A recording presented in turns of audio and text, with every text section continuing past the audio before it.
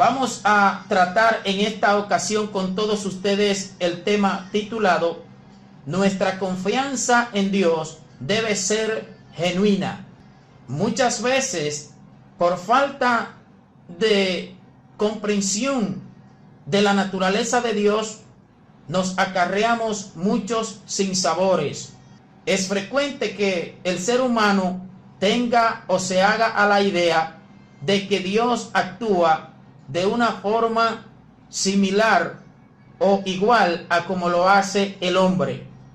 De ahí se deriva que muchas personas le asignan a Dios su sistema de pensamiento y también por lo mismo cosas que ellos suponen, imaginan o que presumen que van a acontecer, lo dan como un hecho.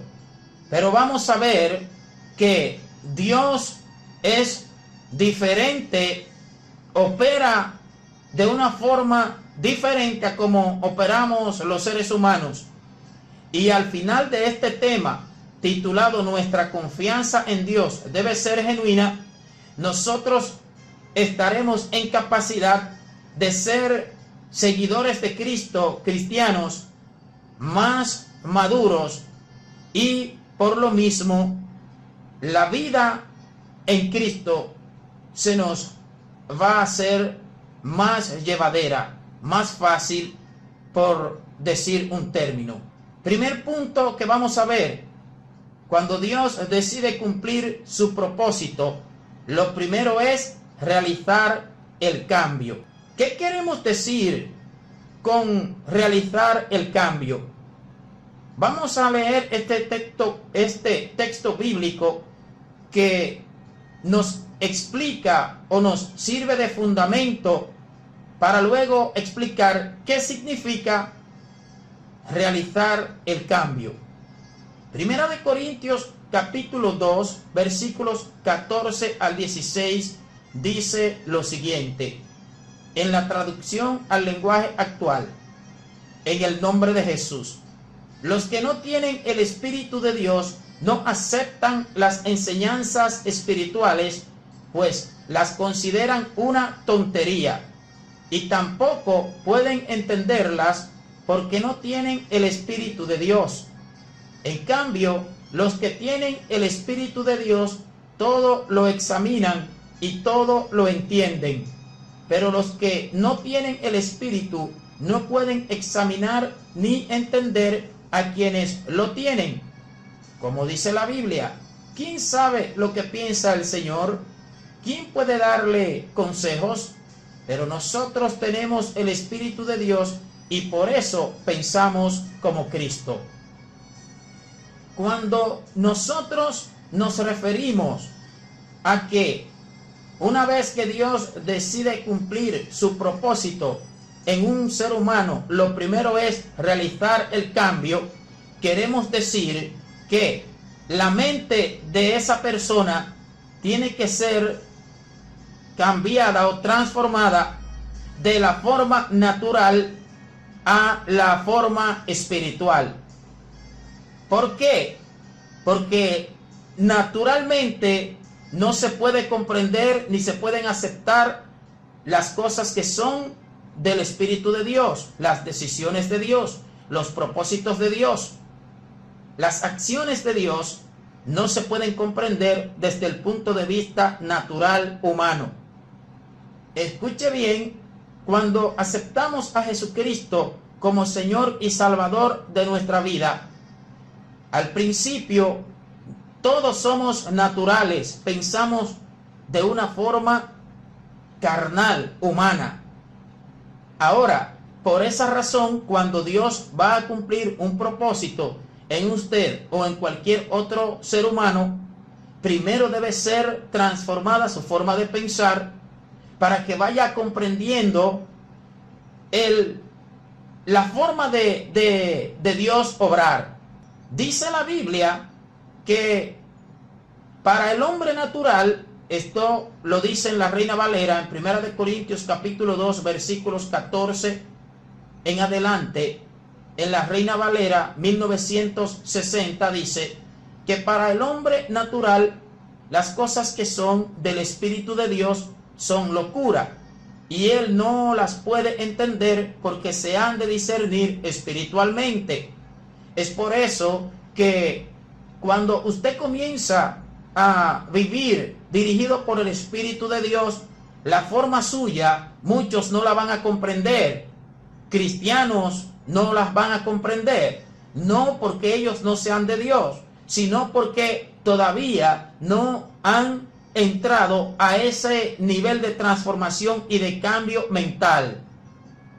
Cuando usted es transformado por Dios mentalmente, usted comienza a pensar de acuerdo a como Dios quiere que usted piense, no de acuerdo a como el hombre piensa, no de acuerdo a como la carne, no de acuerdo a como el pecado quiere que usted piense, sino usted comienza a entender las cosas desde la perspectiva divina. Y es por eso que a veces llegan los conflictos con los demás o con otras personas, porque no comprenden por qué usted decide esto, por qué usted hace esto, por qué usted hace aquello, por qué usted se niega a esto, por qué usted se niega a aquello. Es importante, muy importante comprender que cuando Dios decide cumplir su propósito, lo primero es realizar el cambio de lo natural a lo espiritual, para que podamos comunicarnos con Dios y Dios se pueda comunicar con nosotros. Debemos hablar el mismo lenguaje.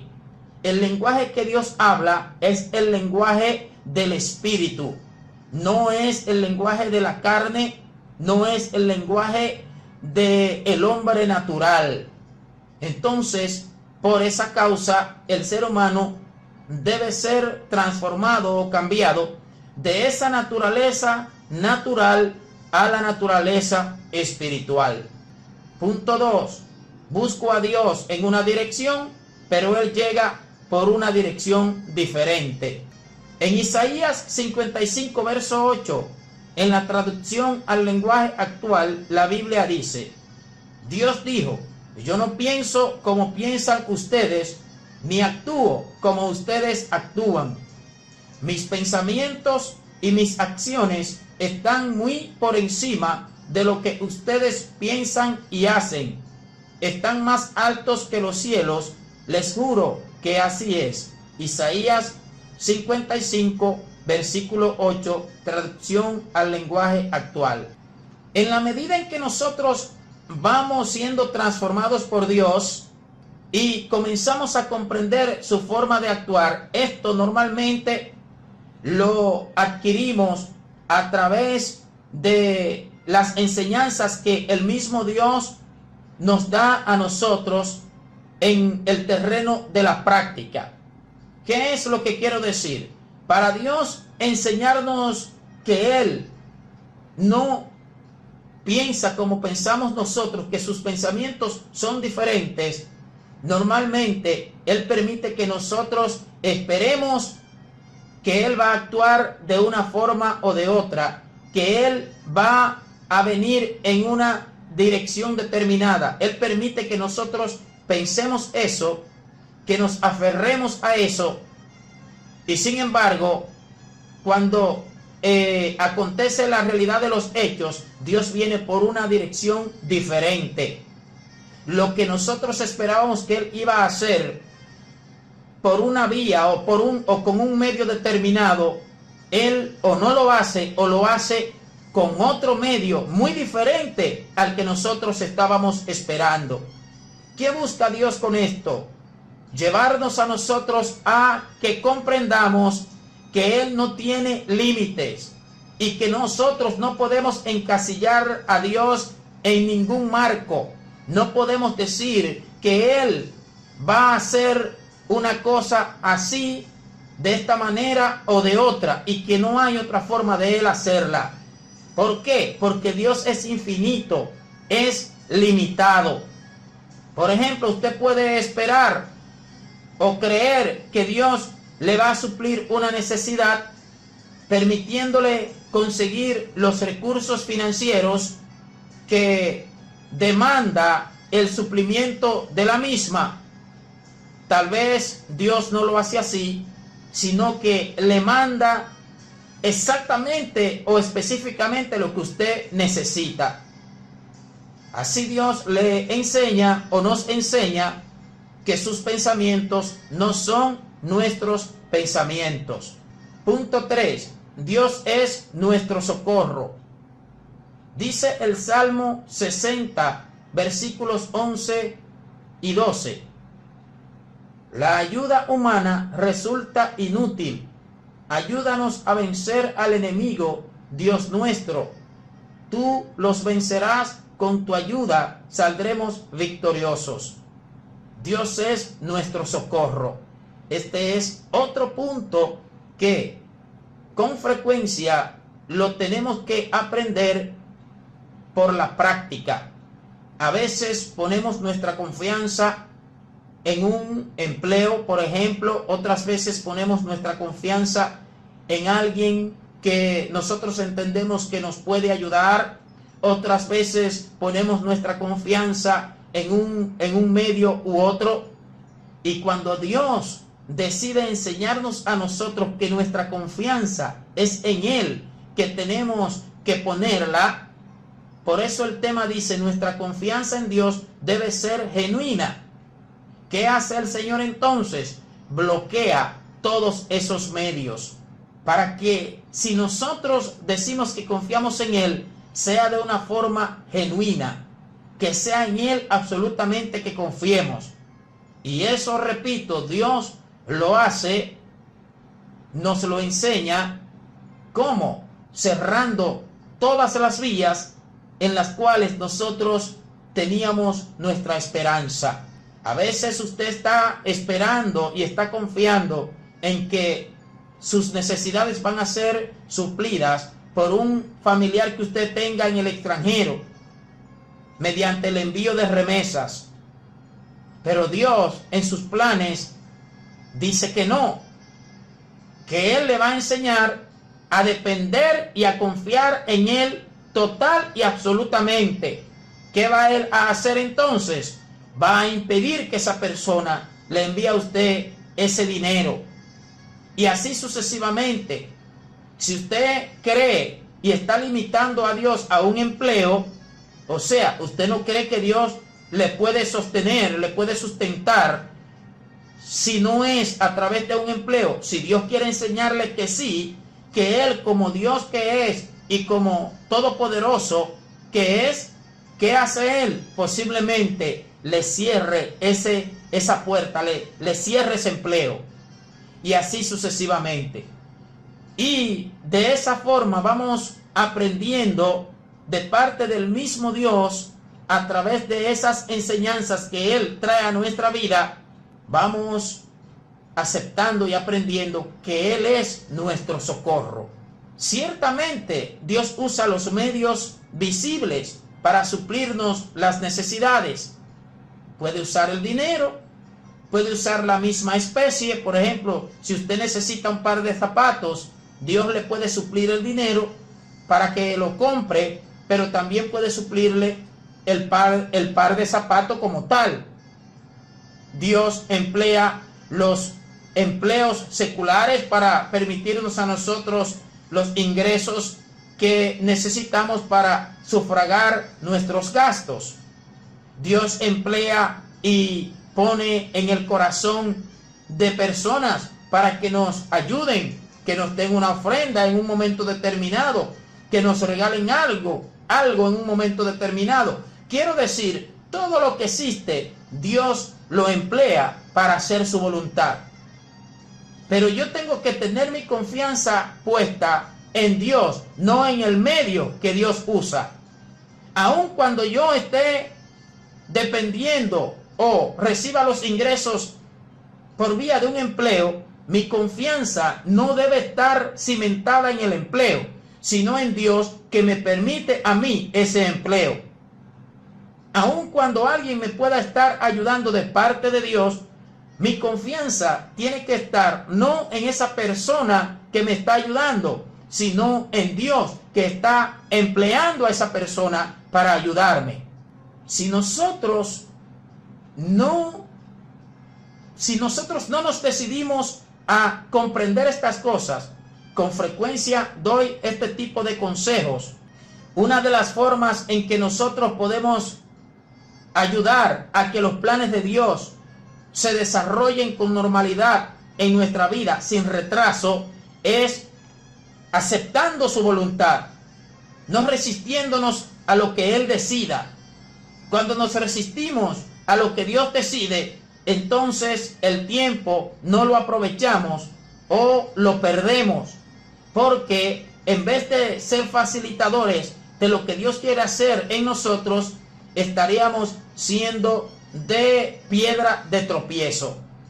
Si Dios no quiere, por ejemplo, que usted tome prestado, si Dios no quiere que usted compre cosas a crédito, que usted coja fiado, como decimos nosotros en lenguaje coloquial, no lo haga, porque entonces, si usted se resiste a aceptar que Dios no quiere que usted actúe de esa forma, ¿qué posiblemente Dios permita?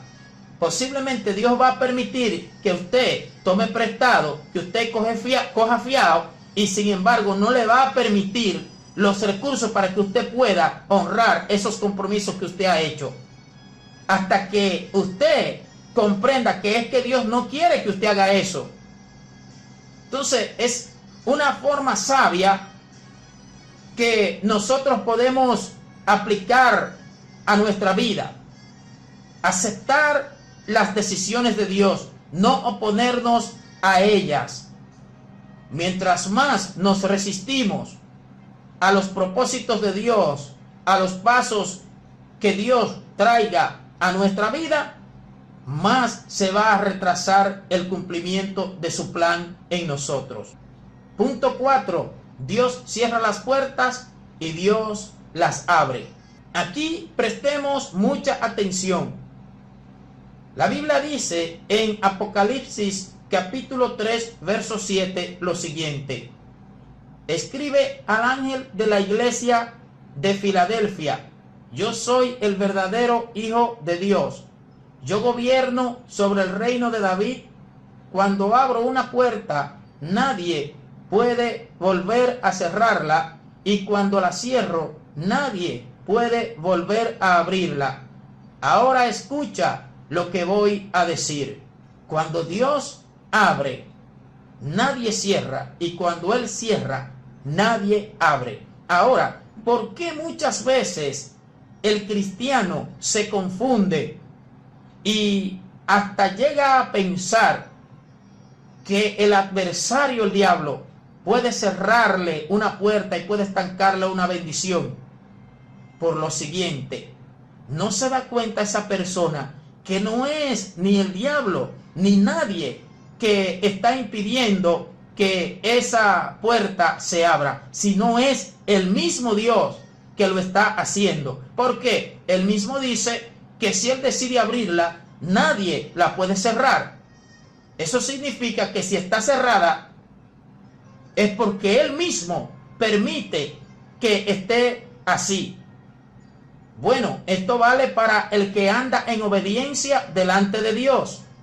Aquella persona que no se dirige por sí misma ni por ningún otro medio, sino que se dirige por el Espíritu de Dios, que obedece, que se mueve según la trayectoria que Dios le haya marcado. Entonces, si nosotros no conocemos estas verdades, podemos caer en el error de creer que Dios no tiene el poder para hacer cualquier cosa, principalmente aquellos que Él nos haya dicho que va a hacer. Es que Dios es quien abre las puertas y Dios es quien las cierra. Punto 5. Decidiendo según la lógica humana. Otro punto muy importante que debemos comprender. Proverbios capítulo 19, versículo 21 dice en la Biblia de las Américas: muchos son los planes en el corazón del hombre, mas el consejo del Señor permanecerá. ¿Qué significa este versículo? Significa que usted y yo podemos pensar, podemos programar, podemos decidir, podemos tener ideas y todo lo demás, pero lo que Dios determine es lo que se va a hacer. Aquí muchas personas también yerran por falta de conocimiento de la naturaleza de Dios. Muchos evangélicos hacen las cosas porque ellos deciden de acuerdo a la lógica humana, de acuerdo a la razón. Y así toman decisiones que no son la voluntad de Dios o que son la voluntad de Dios, pero todavía no es tiempo para tomarlas. Pongo por ejemplo lo siguiente. Supongamos a alguien a quien Dios le haya dado el talento para cantar.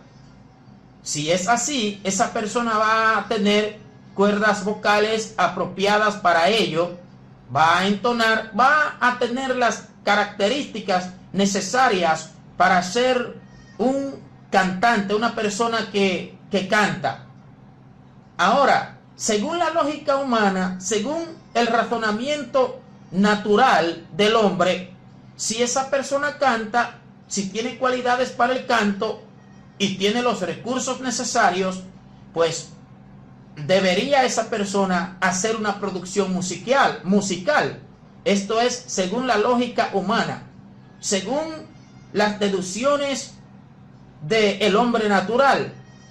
Pero cuando nos vamos a la forma de Dios operar, si le preguntamos a Dios si Él está de acuerdo con que esa persona haga esa producción musical, posiblemente Dios diga que todavía no es tiempo. ¿Por qué? Porque cuando de Dios se trata, no es la lógica humana la que determina sus acontecimientos, ni es la razón del hombre, ni es la deducción del ser humano la que determina o dirige las decisiones de Dios. Dios tiene sus propios criterios, tiene sus propios parámetros de acuerdo a su naturaleza y características que le dirigen a Él a tomar las decisiones que Él toma y a ejecutar lo que Él ejecuta. Como dice Isaías 55, verso 8, yo no pienso como piensan ustedes, ni actúo como ustedes actúan. Mis pensamientos y mis acciones están muy por encima de lo que ustedes piensan y hacen. Están más altos que los cielos, les juro que así es. Entonces, por eso era que decíamos al principio que es importante que nosotros seamos cambiados de la forma natural de pensar a la forma espiritual, a pensar según el Espíritu de Dios. Una persona que esté siendo transformada o haya sido transformada por parte del Espíritu de Dios, entiende que Dios no decide según la lógica del hombre. Y aquí es importante también entender esto. Si nos resistimos a aceptar estas verdades, ¿cómo lo vamos a aprender? Lo vamos a aprender por experiencia. ¿Qué significa aprenderlo por experiencia? Ya lo había dicho antes. Dios va a permitir que tomemos decisiones, que iniciemos cosas, proyectos, que nos pongamos en ciertas direcciones a caminar, y no va a permitir que tengamos éxito hasta que nosotros, reflexionando, comprendamos que es que Dios no actúa según la lógica humana. Y entonces nosotros debemos entender esto, porque así nos ayudaría esto a nosotros a ser facilitadores del plan de Dios para nuestra vida, que es el punto que viene a continuación. ¿Cómo puedo evitar retrasos en el plan de Dios para mi vida? Eclesiastés capítulo 3 versículo 1 dice: hay un tiempo señalado para todo y hay un tiempo para cada suceso bajo el cielo.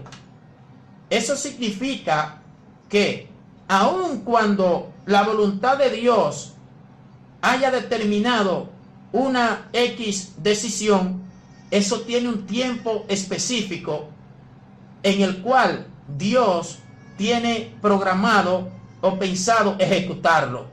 Como decía en el ejemplo anterior, pueda que en los planes de Dios, esa persona que Él le ha dado el don de canto, pueda que en los planes de Él, de Dios, esté que esa persona haga una producción musical. Pero eso es en el tiempo de Dios. No es que se va a decidir eso ni se va a ejecutar por el simple hecho de que se tenga el talento. Porque la voluntad y el tiempo de Dios es más importante que el talento, que la decisión y que los recursos que el ser humano pueda tener. Hay cosas que a veces se hacen que no son la voluntad de Dios, aunque Él la permita. Por ejemplo, la Biblia nos habla del caso de Sara y Agar.